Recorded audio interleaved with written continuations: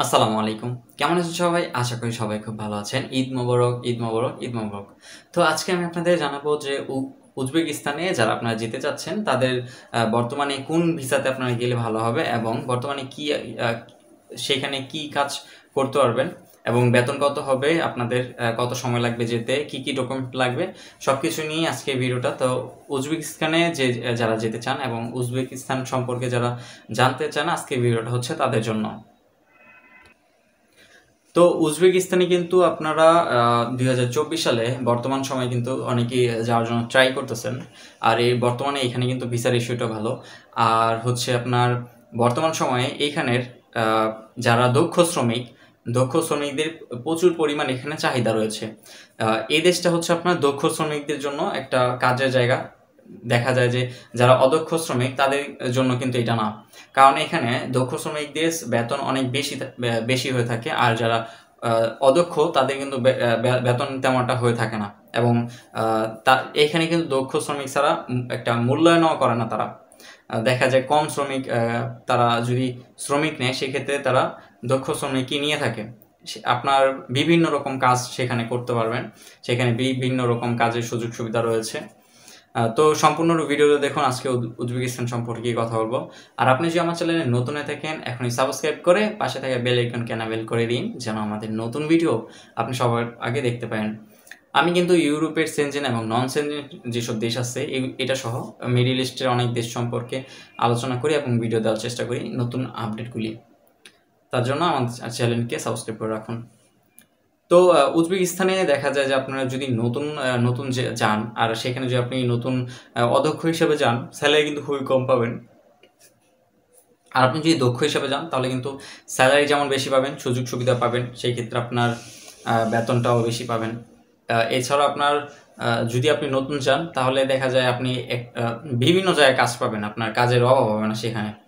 আর যদি নতুন হন, নতুন কাজের জন্য যান তাহলে কিন্তু খুবই জটিলতায় পড়বেন, কারণ সেখানে নতুনদের তেমনটা চাহিদা নাই। আর সেইখানে কিন্তু শীত, সেখানে আপনার স্লো মোশন পড়ে সেখানে আর কি। প্রচুর পরিমাণ ঠান্ডার সময়ে আপনার অনেকগুলি কাজ কর্ম বন্ধ থাকে। যেমন আপনার হচ্ছে আপনার কনস্ট্রাকশন সেক্টরে যেসবগুলি কাজ আছে। এছাড়াও আপনার এইসব কাজ কিন্তু আপনার দেখা যায় যখন তুষারপাত হয় তখন কিন্তু আপনার অনেক টাইম এই কাজগুলি বন্ধ থাকে।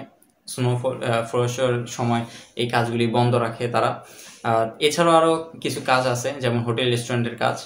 আপনার হোটেল রেস্টুরেন্টে তেমনটা বন্ধ থাকে না, ডেলিভারি বয় যারা কাজ করে রেস্টুরেন্টে তাদের কাজগুলি আসলে বন্ধ থাকে, কারণ তুষারপাত যখন হয় তখন সব কিছুই প্রায় মানুষ বন্ধ থাকে। তখন যারা ডেলিভারি বয় তারা এই মানে তুষারপাতের সময়ও, স্নোফল যখন পড়ে তখনও মানুষ খাবারগুলি ডেলিভারি দিতে মানুষের বাড়িতে বাড়িতে যে দিয়ে আসে। তো এই কাজটা আসলে একটু রিস্কি হয়ে যায় তখনের সময়, বা এটা একটু কঠিন একটা কাজ হয়ে যায়, কিন্তু এটাতেও স্যালারি বা অনেকটাই বেশি। তো বর্তমান সময়ে আপনারা যদি উজবেকিস্তানে যান তাহলে আপনাদের স্যালারি হবে বর্তমান সময়ে, যারা দক্ষ শ্রমিক এখানে অনেকগুলি ক্যাটাগরি কাজ আপনি করতে পারবেন। ফার্স্ট আপনি কনস্ট্রাকশন সেক্টরে কাজ করতে পারবেন। কনস্ট্রাকশন সেক্টরে আপনারা জানেন যে এখানে অনেকগুলি কাজের ভাগ ভাগ করা আছে কনস্ট্রাকশন সেক্টরে। টাইলস মেশন, ইলেকট্রিশিয়ান, প্লাম্বার, তারপর রড বাইন্ডার, ভেগো অপারেটর, ক্রেন অপারেটর, তারপর হচ্ছে আপনার পাইপ পিটার সহ অনেকগুলি কাজ এখানে আপনার কনস্ট্রাকশন সেক্টরে রয়েছে, যেগুলি আপনি করতে পারবেন যদি দক্ষ শ্রমিক হয়ে থাকেন। তাহলে তাদের দক্ষ দক্ষ শ্রমিক হয়ে সেখানে গিয়ে কাজ করতে পারবেন। এখানে অদক্ষ মানুষও তারা নেয়, কিন্তু দক্ষ শ্রমিকের আপনার স্যালারিটা বেশি এবং তাদের দক্ষ শ্রমিকের চাহিদাটা তারা অনেক তাদের কাছে অনেক বেশি। আর তারা অদক্ষ শ্রমিক খুবই কম নেয়। এই সেক্টরে, কনস্ট্রাকশন সেক্টরে যদি আপনি নতুন হয়ে কাজ করেন তাহলে কিন্তু স্যালারি পাবেন মাত্র 200-250, মাত্র 200-250, 300, 250 থেকে 300, 350 মাত্র ডলার পাবেন। এর বেশি কিন্তু আপনাকে দিবে না তারা।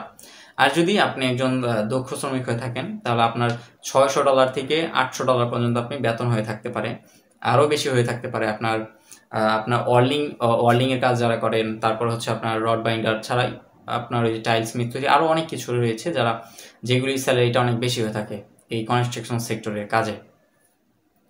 তারপরে হচ্ছে আপনার যারা হোটেল রেস্টুরেন্টে কাজ করেন, হোটেল রেস্টুরেন্টে কাজ যারা করেন, ওয়েটার ওয়েটার সহ আপনার ওয়েটার, তারপর হচ্ছে ক্লিনার, তারপরে শেফ হেল্পার, এগুলিতে দেখা যায় যে স্যালারি আপনার মোটামুটি 300, 350, 400 এরকম ডলার দিয়ে থাকে, 450, সর্বোচ্চ $400 বা $450 দিয়ে থাকে। কিন্তু যারা আপনার ডেলিভারি বয় তাদের স্যালারিটা কিন্তু একটু বেশি, রেস্টুরেন্টের ডেলিভারি বয় তাদের স্যালারিটা একটু বেশি, তাদের স্যালারিটা হয়ে থাকে আপনার দেখা যায় 400 থেকে 450 বা 500 স্যালারি হয়ে থাকে। কিন্তু তাদের আউট যে একটা ইনকাম, এটা কিন্তু তারা করতে পারে। যেমন মনে করেন আপনার তারা যেখানে ডেলিভারি দেয়, মানুষরা টিপস দেয়, টিপসের কারণে তাদের ইনকামটা একটু বেশি হয়ে থাকে। এছাড়াও তাদের পার্ট টাইম, তাদের যে কাজটা এটা বাদ দিয়েও তারা অন্য কোথাও পার্ট টাইম কাজ করতে পারে, যার কারণে তারা মাসিক দেখা যায় স্যালারি $700-800 মতন ইনকাম করতে পারে। উজবেকিস্তানের সবচেয়ে ভালো দিক হচ্ছে যে সেখানে আপনি যদি যান, তাহলে দক্ষ শ্রমিক হিসাবে যদি আপনি যেতে পারেন, তাহলে আপনার কাজের কোনো কমতি হবে না সেখানে। এছাড়াও আপনি সেখানে কিন্তু আপনার আরও কিছু কাজ রয়েছে, আপনার ওয়্যার হাউস, শপিং মল, তারপর হচ্ছে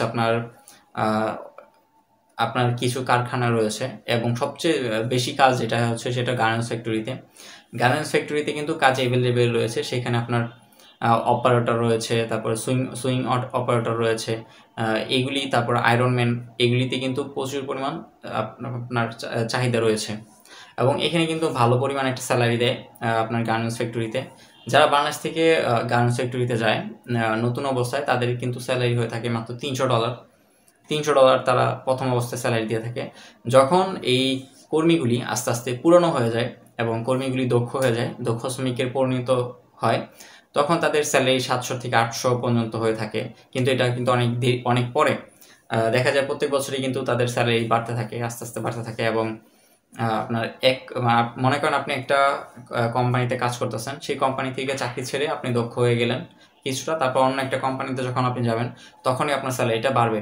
বাংলাদেশে যেমন একটা গার্মেন্টস ফ্যাক্টরি থেকে কেউ কাজ করার পর চাকরি ছেড়ে অন্যটায় গেলেই কিন্তু তার স্যালারিটা বেড়ে যায়। সেম টু সেম এখানেও এরকমই। আবার এখানে যারা আপনার দক্ষ হয়ে যায়, তাদের স্যালারিটা কিন্তু সব জায়গায় একই রকম হয়ে থাকে, কোনোটা একটু কম, কোনোটা একটু বেশি, কিন্তু দক্ষ শ্রমিকের মূল্যটা তারা অনেক বেশি দিয়ে থাকে। এছাড়াও আরও অনেকগুলি কাজ রয়েছে, আপনি যদি ভালো কোনো এজেন্সির মাধ্যমে যেতে পারেন, তাহলে কিন্তু তারা আপনাকে সব কিছু কী কী কাজ বর্তমানে তারা দিতে পারবে সেগুলো কিন্তু তারা বলে দেবে। আর বর্তমানে আপনার যেতে হলে আপনার পাসপোর্ট লাগবে, যেটা মেয়াদ হতে হবে আপনার 6 মাস থেকে 1 বছর। তারপর আপনার এনআইডি কার্ড লাগবে। যদি এনআইডি কার্ড না থাকে, তাহলে আপনার জন্ম নিবন্ধন লাগবে, যেটা ইংলিশ ভার্সনে, আপনার 4 কপি ছবি লাগবে, আপনার 4 কপি ছবি লাগবে। তারপরে আপনার হচ্ছে মেডিকেল তারা যদি করতে বলে তাহলে করা লাগবে, এছাড়া কিন্তু মেডিকেল এমনি সচরাচর লাগে না। তো এই ছিল হচ্ছে আপনার উজবেকিস্তানে যাওয়ার যেই প্রসেসটা। আপনি যদি ভিসা করেন বর্তমানে, তাহলে ভিসার জন্য কাগজপত্র জমা দেন, এবং ওয়ার্ক পারমিট সহ আপনার ভিসা হতে আপনার দেখা যায় যে 3 মাস বা 4 মাসের মতন সময় লাগতে পারে। যদি আপনি ভালো কোনো এজেন্সির মাধ্যমে আপনার ফাইল জমা দেন, তাহলে কিন্তু 3-4 মাসের মতন সময় লাগতে পারে। আর বর্তমানে সময় কিন্তু তারা আপনার 4 থেকে 5 লাখ 6 লাখ টাকার মতন লাগতেছে। অনেক এজেন্সি একটু বেশি নিতেছে, অনেক এজেন্সি কম নিতেছে। তো যে এজেন্সির কাছে যাবেন, তো আরও কিছু মানুষের সাথে একটু যোগাযোগ করতে পারেন যারা উজবেকিস্তানে গেছে। এখানে কিন্তু যারা নতুন, তারা কিন্তু অনেকেই কাজ নিয়ে ঝামেলা করে। যদি পুরনো হন, তাহলে আপনি অনায়াসে সেখানে ভালোভাবে কাজ করতে পারবেন। তো এই ছিল আজকের ভিডিও উজবেকিস্তান সম্পর্কে। তো এরপরে আপনাদের এটা যদি নতুন করে আপডেট আমি পাই, তাহলে সবার আগে আপনাদের জানানোর চেষ্টা করব। দেখা হচ্ছে পরবর্তী ভিডিওতে। সেই পর্যন্ত ভালো থাকবেন, সুস্থ থাকবেন। আল্লাহ হাফেজ। ঈদ মোবারক, ঈদ মোবারক, ঈদ মোবারক।